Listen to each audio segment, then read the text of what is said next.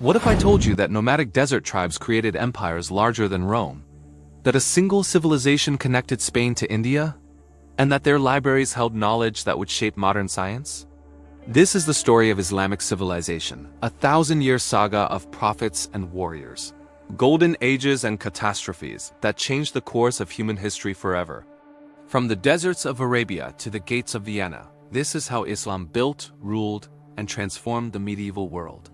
Hey everyone, welcome to History with Shahzad. It's not just a monument, it's a message from the ancient world carved in stone.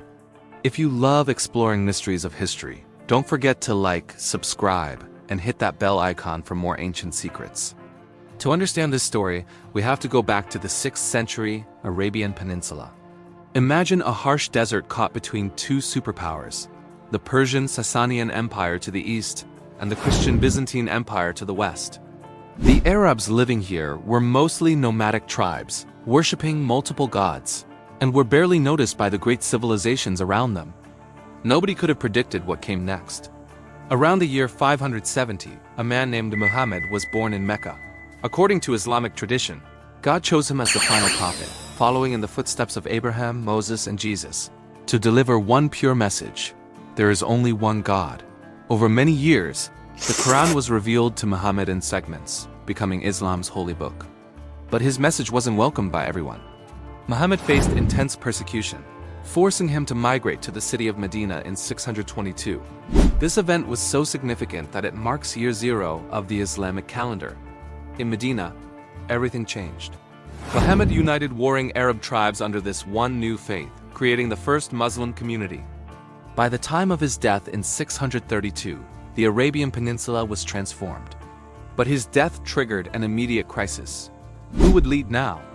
This single question would haunt Islamic civilization for centuries and create its deepest and most lasting division.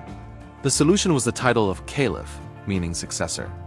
The first 4 caliphs, known as the Rashidun, or rightly guided, were chosen based on their close connection to Muhammad. For 30 years, they built the first Muslim state with taxes, a bureaucracy, and most importantly, incredible military might. Their armies exploded out of Arabia in one of history's fastest conquests. The Byzantine Empire lost Syria, Palestine, and Egypt. The mighty Sasanian Empire was completely destroyed. Within just a few decades, Islam controlled a vast territory stretching from Iran all the way to North Africa. While Muslims often call this a golden age, it was anything but peaceful. In fact, 3 of the 4 rightly guided caliphs were assassinated. The biggest conflict centered around Ali ibn Abi Talib, Muhammad's cousin and son-in-law. His supporters, who became known as Shias, claimed that Muhammad himself had appointed Ali as his rightful successor. Their opponents, who would later be called Sunnis, rejected this claim. This wasn't just a political disagreement. It became Islam's greatest religious divide, a schism that still echoes into our world today. Then, in the year 661, the Umayyad family seized power. They moved the capital from Arabia to Damascus and introduced something new: hereditary rule. Power was now passed from father to son, establishing a dynasty. For 90 years, the Umayyads led Islam's second great wave of conquests. The empire swelled, stretching from Central Asia all the way to Spain, becoming one of the largest empires in all of history. Their expansion into Europe was finally halted in 732 at the Battle of Tours in France, where Frankish forces turned them back, ensuring Western Europe would remain Christian. Under the Umayyads, Caliph Abd al-Malik centralized power, strengthened a distinct Arab identity across the empire, and built incredible architectural marvels, including the magnificent Dome of the Rock in Jerusalem. But beneath the surface, those old divisions festered. At the Battle of Karbala, Umayyad forces killed Ali's son, Hussein, a deeply traumatic event that would define Shia identity forever. Eventually, various opposition movements united against the Umayyads, and in a brutal revolt, the family was almost completely massacred. After the chaos of 750, a new power rose: the Abbasids. This Sunni Arab family, claiming descent from the Prophet Muhammad's uncle, would rule for over 500 years. Their first major act? They halted China's westward expansion at the Battle of Talas. With the borders secure, they turned inward to build something truly magnificent. They founded Baghdad, and under their rule it blossomed into the largest, wealthiest, and most culturally vibrant city on earth. This was the Islamic Golden Age. Baghdad became a global center for learning. Scholars flocked to the city, translating ancient Greek philosophy and science into Arabic. But they didn't just preserve knowledge, they created it. Groundbreaking discoveries were made in mathematics, astronomy, medicine, and chemistry. The legendary Caliph Harun al-Rashid, familiar from the tales of 1001 Nights, was a great patron of the arts and sciences.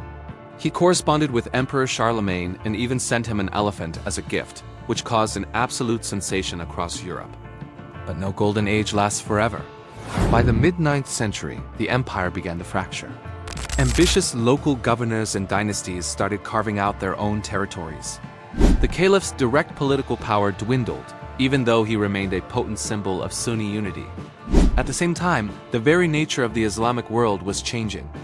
It was no longer a purely Arab-dominated story. Persian and Turkish cultures and peoples were rising to prominence, creating a truly multicultural civilization. While the Abbasids' power faded in Baghdad, new centers of influence emerged across the Muslim world. In Spain, the survivors of the Umayyad dynasty, who the Abbasids had overthrown, established their own glorious caliphate in Córdoba. This rival state flourished for centuries, a beacon of learning and art, before the long Christian reconquest slowly pushed them south. Back east, Persian dynasties reasserted themselves. They revived the rich Persian language and culture, now written using the Arabic script.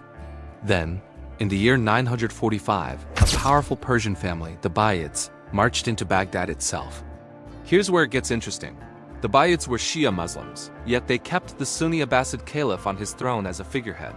For the next century, the Shia dynasty ruled Iraq and western Iran, all while upholding the symbol of Sunni leadership.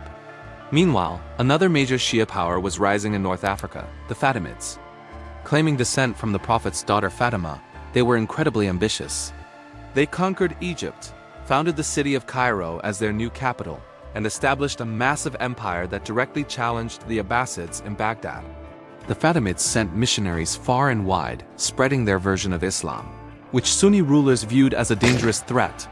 Despite their power and influence, they never managed to take Baghdad and unite the Islamic world under their rule. This era of competing Shia dynasties helped transform Shia Islam from a collection of political movements into well-defined religious communities. Then, in the 10th and 11th centuries, a new force arrived from the steppes of Central Asia, the Turkic peoples. Driven by climate change and political turmoil, these nomadic tribes of expert horsemen and archers began migrating west. As they moved, they converted to Sunni Islam and eventually started seizing political power. In 1055, one Turkish family, the Seljuks, captured Baghdad from the Persian Buyids. They adopted a new title, Sultan, a word that would come to define political power in the Middle East for centuries to come. Just like the Buyids before them, the Seljuks didn't overthrow the Abbasid Caliph. Why? Because the Caliph, despite having no real army, was the sole source of religious legitimacy in the Sunni world. By protecting him, the Seljuks became the new champions of Sunni Islam. The Seljuks then turned their attention west. In 1071, at the pivotal Battle of Manzikert, a Seljuk army crushed the forces of the Byzantine Empire. This victory shattered the Byzantine defenses in Anatolia, opening the floodgates for Turkish tribes to pour in. Over the next few centuries, what was once Greek-speaking, Christian Anatolia transformed into Turkish-speaking Muslim Anatolia. The most powerful state to emerge from this was a Seljuk offshoot, the Sultanate of Rum, which laid the direct foundations for what would one day become modern Turkey. This incredible story shows how the Islamic world was constantly evolving, with power shifting between Arabs, Persians, and Turks. If you found this journey through history fascinating, make sure to like, subscribe, and hit that bell icon so you don't miss our next video. Thanks for watching. Then, in 1095, with the Islamic world fractured and divided, Pope Urban II unleashed a force that would change the region forever, the Crusades. From Europe, waves of Christian armies marched, their declared mission to liberate the holy sites from those they called Muslim infidels. They succeeded in capturing Jerusalem and carved out several Crusader states along the Mediterranean coast. For the next 200 years, these Christian kingdoms became a permanent and often unwelcome feature of the landscape. From the Muslim perspective, These newcomers were largely seen as representatives of a less sophisticated, even backward, civilization. But this perception was about to be challenged. In the 12th century, a Kurdish warrior named Saladin began his rise to power. He skillfully dismantled the Fatimid rule in Egypt, founded his own Ayyubid dynasty uniting Egypt and Syria, and positioned himself as the great champion of Islam against the foreign invaders. His moment of triumph came in 1187 at the Battle of Hattin. Saladin's forces delivered a crushing defeat to the Crusader armies, and in a move that echoed across the world, he recaptured the holy city of Jerusalem. It was a devastating psychological and military blow to the Crusaders, though it wasn't the final chapter. Their kingdoms would cling to the coast for another century. Meanwhile, in the east, the once mighty Seljuk state finally collapsed, creating a power vacuum that was quickly filled by the rising Khwarezmian Empire, a new Turkish power that took control of Iran and Central Asia. But an even greater storm was gathering on the horizon. The 13th century would bring what is arguably the most devastating chapter in all of Islamic history. Far to the north of China, a brilliant and ruthless warrior named Temujin, later known as Genghis Khan, united the nomadic Mongol tribes. These were people of the steppe, with shamanistic beliefs and an almost supernatural skill with the bow. Within just a few decades, Genghis and his descendants would forge the largest contiguous land empire the world has ever seen. They seemed invincible, their methods utterly merciless. The Muslim Khwarezmian rulers made a fatal error in judgment. They provoked the Mongols by executing their merchants and ambassadors. The response was not a war. It was total, world-altering annihilation. The Mongols descended with a fury that defied comprehension. The entire Khwarezmian Empire was systematically obliterated. Cities were razed, populations slaughtered. By the middle of the 13th century, Mongol banners flew over Iran, the Caucasus, and most of Anatolia. Their gaze then turned towards the symbolic heart of the Islamic world, Baghdad. Hulagu Khan, a grandson of Genghis, led the Mongol armies west. He sent an ultimatum to the Abbasid Caliph in Baghdad, demanding his surrender. The Caliph, clinging to the prestige of a 500-year-old dynasty, refused to submit to what he considered non-Muslim hordes. In 1258, Hulagu besieged Baghdad. What followed was an act of destruction so profound it still haunts historical memory. The city was sacked. The population, numbering in the hundreds of thousands, was massacred. The legendary House of Wisdom, the grand library that was the epicenter of learning and science, was burned to the ground. Its precious books were thrown into the Tigris River, the ink said to have turned the water black. The last Abbasid Caliph was reportedly rolled in a carpet and trampled to death by horses, a Mongol tradition to avoid spilling royal blood on the earth. In a storm of blood and fire, 500 years of Abbasid leadership and the Islamic Golden Age itself came to a brutal, violent end. After the destruction of Baghdad, Hulagu Khan turned his army south toward Egypt. But in Egypt, a new and formidable power had emerged, the Mamluk Sultanate. But who were the Mamluks? Their story is extraordinary. They were originally slave soldiers, mostly of Turkish origin, purchased as boys from the steppes of Central Asia. They were brought to Egypt, converted to Islam, and trained to become an elite military caste, serving Muslim rulers since the 9th century. But in 13th century Egypt, these slaves did the unthinkable. They staged a coup and seized power for themselves. The slaves had become the masters. In 1260, at a place in Palestine called Ain Jalut, or the Spring of Goliath, the Mamluk army met the seemingly unstoppable Mongol force. And the Mamluks achieved the impossible. They didn't just fight the Mongols. They defeated them decisively, shattering their aura of invincibility and halting their westward advance for the first time. The Mamluk Sultan, a towering figure named Baybars, didn't stop there. He then turned his military genius against the remaining Crusader states, crushing their strongholds and paving the way for their final expulsion from the region less than 30 years later. By defeating the two greatest threats to the Islamic world, the Mongols and the Crusaders, the Mamluks earned the prestigious title Defenders of Islam. Baybars even re-established the Abbasid Caliphate in Cairo, though this new caliph was merely a figurehead with no real power. The Mamluks, the slave kings, would go on to rule Egypt and Syria for the next 250 years. Interestingly, as the 13th century drew to a close, a remarkable transformation began to occur. The vast Mongol Empire splintered into several regional dynasties, each ruled by a descendant of Genghis Khan. And in a fascinating twist of history, many of these Mongol rulers began to convert to Islam and adopt local Turkish dialects. The Ilkhanids, the dynasty founded by the destroyer of Baghdad, Hulagu himself, now ruled from Anatolia to Iran. And they proved that the Mongols weren't just destroyers. They became patrons of art, architecture, and science, overseeing a new period of economic and cultural prosperity. After the Ilkhanate eventually collapsed, another Turco-Mongol conqueror, Timur, also known as Tamerlane, would rise from the ashes.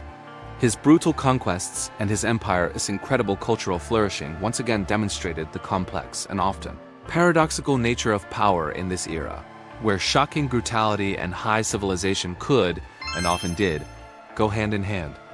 Thanks for watching. If you found this journey through history interesting, please hit that like button and subscribe for more. See you next time. Just as the Mongol storm began to fade, a new power was quietly rising in Anatolia around the year 1300. A Turkish leader named Osman founded a small principality, one that would grow into the last great Islamic empire in history. Osman and his descendants, who we now call the Ottomans, set their sights on the weakening Byzantine Empire. They relentlessly chipped away at its territories, conquering lands across Anatolia and deep into the Balkans. Then, in 1453, they did the unthinkable. The Ottoman Sultan Mehmed the Conqueror captured the legendary city of Constantinople, bringing 1,000 years of Byzantine rule to a spectacular end. For many historians, this single event marks the true end of the Middle Ages. Constantinople was reborn as Istanbul, the magnificent new capital of a Turkish empire on the rise.